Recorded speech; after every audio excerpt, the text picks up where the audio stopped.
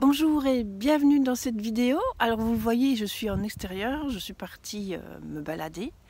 Voilà, j'ai besoin de m'entraîner en prévision du pèlerinage de Compostelle qui va démarrer avec un groupe en février, à la mi-février, en terre de Provence, hein, sur la voie d'Arles. Donc c'est une période de l'année où il fait encore très beau, même en février. D'ailleurs, les jours rallongent.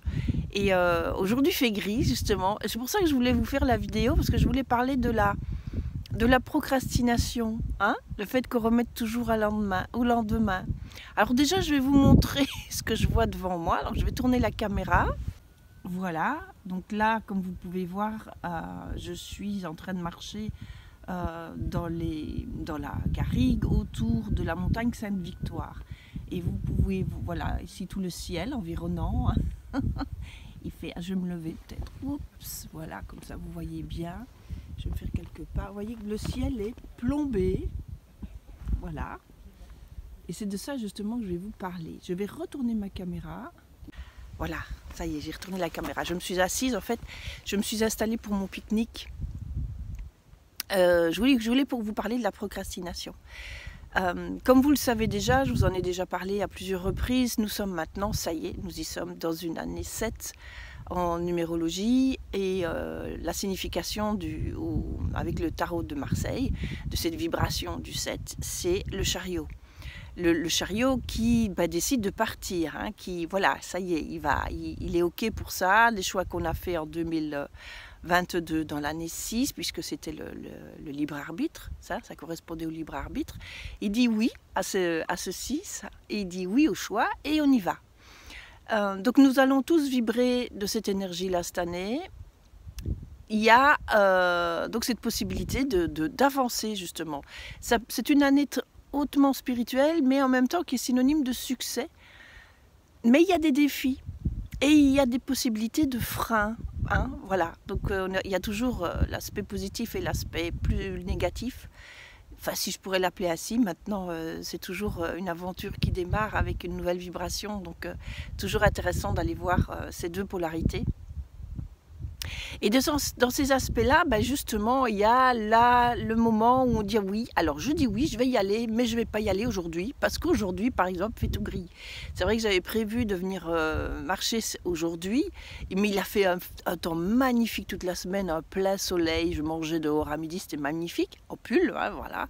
C'était super, avec un beau ciel bleu. Et là, le jour où je peux aller me balader, parce que c'est le week-end et que c'est plus facile quand on travaille, et bien voilà, le temps est pourri et ça menace de pleuvoir. Et il va probablement pleuvoir fin de journée.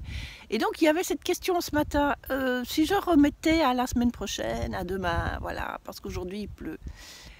Et puis en même temps, dans cette situation, l'essentiel c'est de commencer à se dire, qu'est-ce qui m'empêche d'y aller? La pluie, franchement, d'abord ça menace, mais c'est même pas sûr qu'il pleuve. Et puis j'ai une veste imperméable, j'ai des chaussures imperméables, j'ai un capuchon. Tout va bien, quoi. Il fait pas froid. Il ne fait absolument pas froid. Il fait 13 degrés. Alors c'est vrai que c'est un peu humide, mais c'est pas froid. Donc rien ne m'empêchait d'y aller. Et j'ai tardé à me lever, mais à un moment donné, l'essentiel dans tout ce genre de situation, c'est d'arriver à faire taire son mental, parce que c'est le mental, hein, qui prend le dessus, qui va aller trouver toutes les excuses pour ne pas y aller.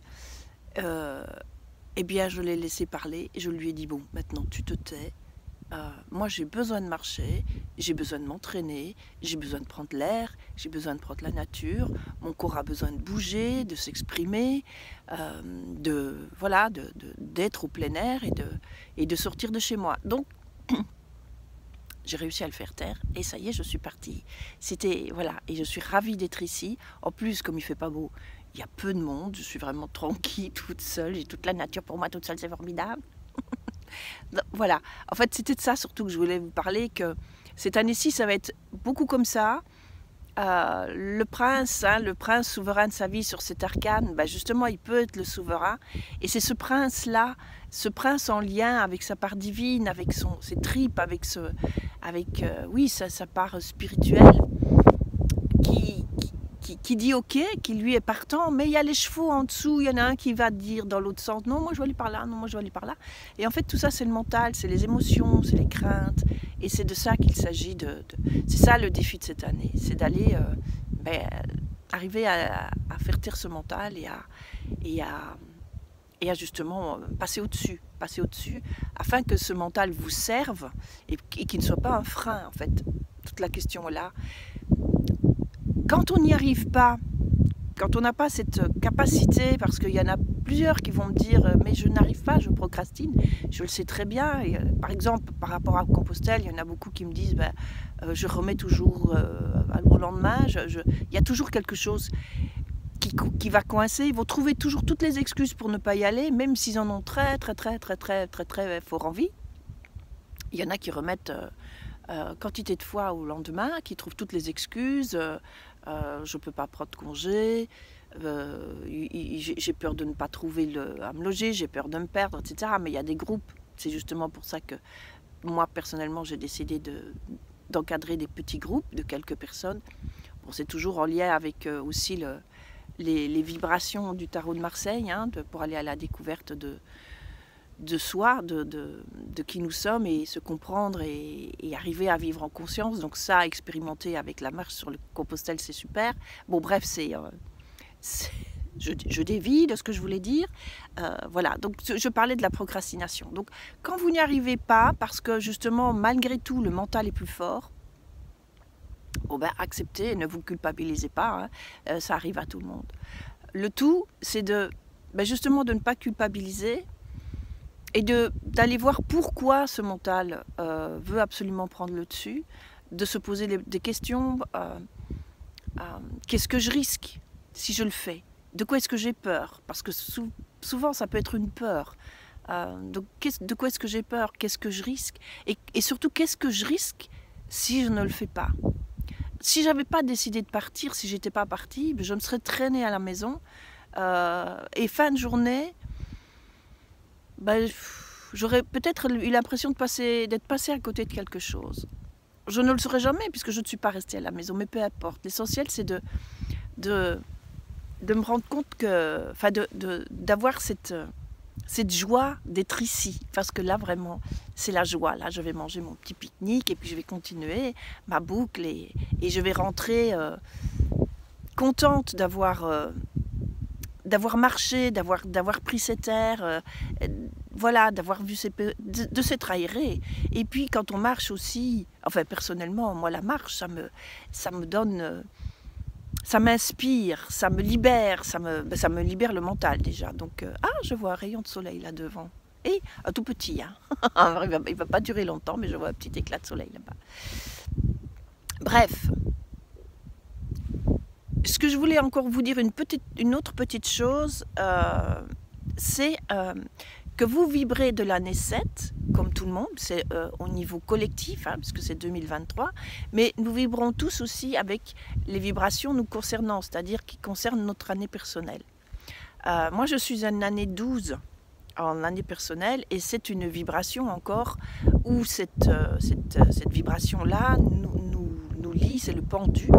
Je suis pieds et poings liés.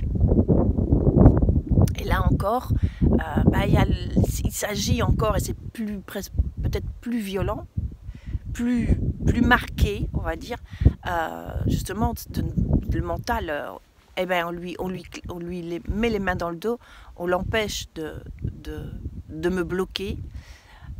Donc il y a cette nécessité d'encore bloquer ce mental. Je ne vais pas vous en parler complètement ici de cette vibration, parce que ça ne concerne que moi. Mais ce que je voulais vous dire, c'est que si vous voulez calculer votre année personnelle, c'est tout simple, vous additionnez le jour et le mois de votre naissance. Donc voilà, moi je suis née un 3 février, donc j'additionne 3 plus 2 et je l'additionne au 7. Voilà.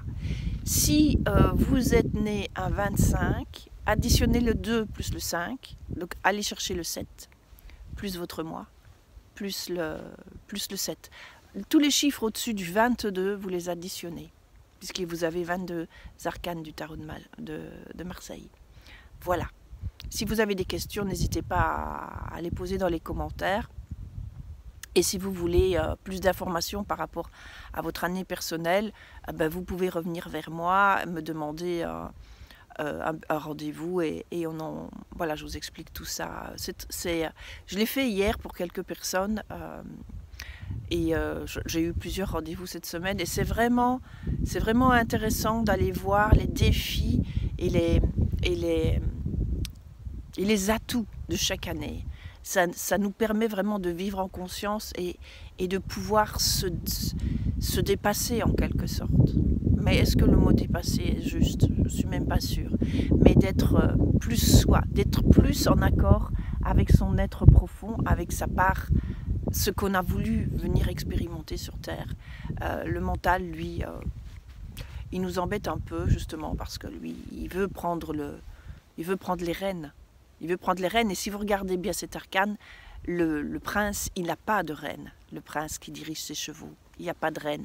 C'est le divin qui devrait normalement diriger ses chevaux et pas le mental qui veut prendre les rênes. Voilà, je vous embrasse, je vous souhaite un bon week-end et je vous dis à bientôt. Au revoir.